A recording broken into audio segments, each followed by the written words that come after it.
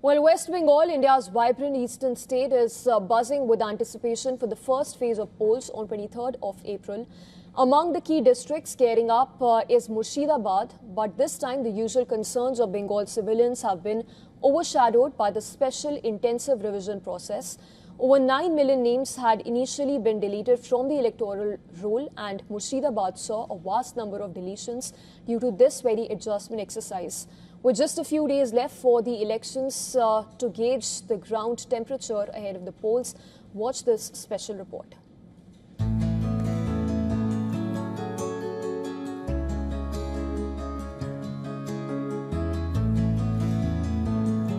Popular for being a food haven, a typical day in Kolkata begins at tea stalls, which open bright and early.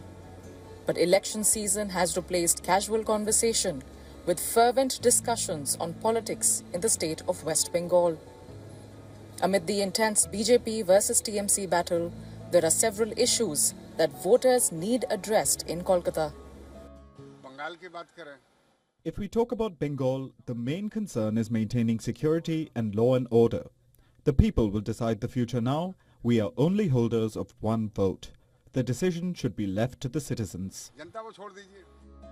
But the story today is not of the capital, which will go to polls in the second phase of the election on April 29th.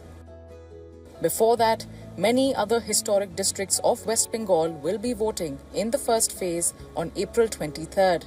And one of them is Murshidabad. It's a high-octane election season here in West Bengal. In just a few days from now, phase 1 of voting will begin. Now, there are a myriad of issues as we make the journey from Calcutta to Murshidabad to understand what those issues are in this election. But first, we begin with a cup of tea. Midway in the 6-hour drive from Kolkata, the landscape begins to change. No more bustling markets and crowded roads. The route passes through agricultural lands, signaling a shift in life and livelihood towards cities and districts rooted in primary sectors and industries. As topography changes, so do the issues that the residents face. Murshidabad has a population of over 7.1 million according to the 2011 census. More than 5.7 million of these people reside in rural areas. But the district's issues have been overshadowed by the special intensive revision process, which deleted over 9 million names from the voters' list. Murshidabad suffered the worst in this adjustment exercise, with over 740,000 names removed from the voters' list.